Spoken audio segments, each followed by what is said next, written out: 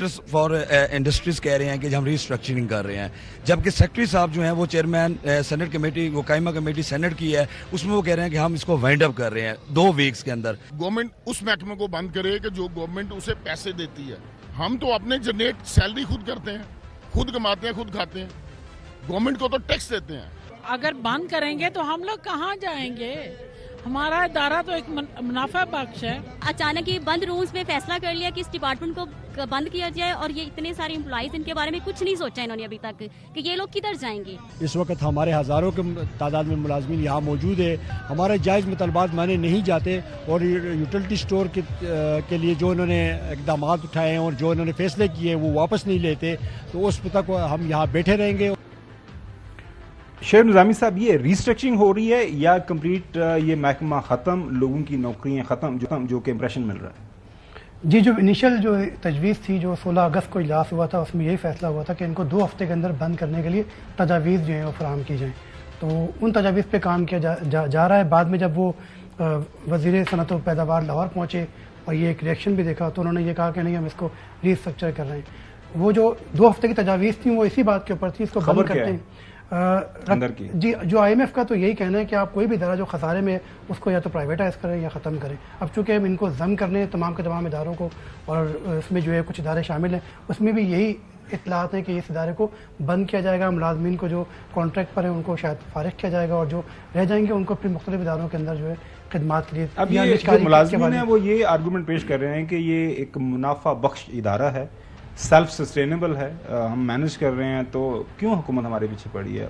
وہ خسارہ ہو رہا ہے، یا اب جس طرح بتایا کہ یہ چونکہ خسارہ شدہ ایک جو محکمہ ہے، اس لیے اس کو ختم کرنا ہے؟ اس کا خسارہ تقریباً 8 ارب روپے سالانہ ہے، اور جو یہ چل رہا ہے سب کا سب سبسڈیز کے اوپر چل رہا ہے۔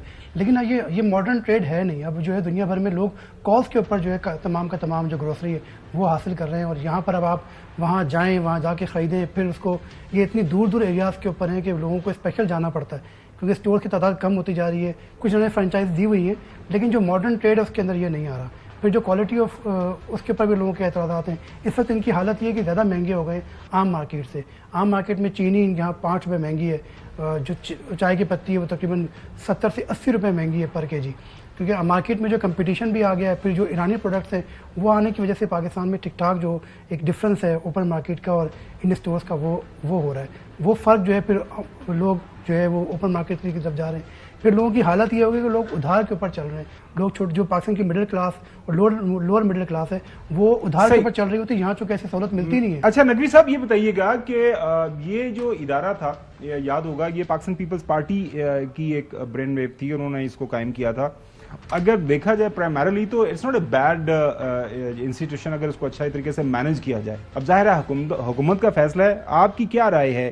ظاہر ہے 18,000 ملازمین ہیں اور ان کے خاندان ہیں، گورنمنٹ کی نوکری آپ کو پتا ہے کہ جو ہے بلوچستان کی بات کر رہا ہوں میں، بنگلہ دیش کے اندر وہ کوٹا سسٹم تھا گورنمنٹ کی نوکریوں کے اندر، تو اس کے اوپر لڑائی ہوئی اور حکومت چلی گئی، اور یہ تو گورنمنٹ کی نوکری ہیں تو کیسے لوگ چھوڑیں گے؟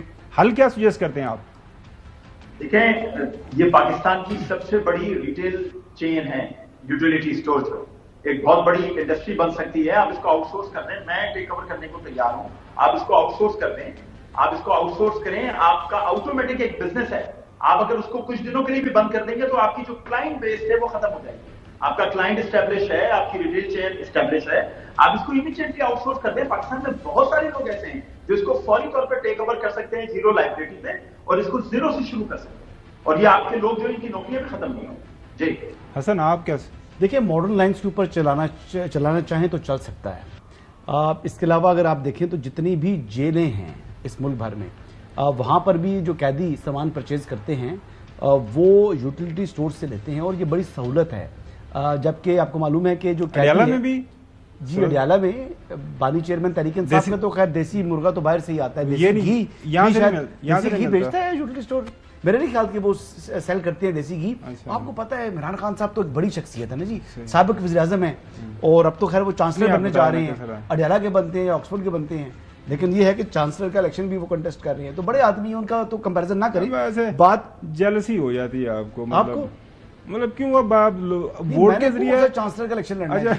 وہ تو ڈیالہ کے چانسلر تو خیر بن چکے ہیں، اور اگر ان کا بنانا چاہیں ان کو یوٹیلیٹی اسٹور کا چانسلر بھی بن سکتے ہیں وہ بننا چاہیں تو.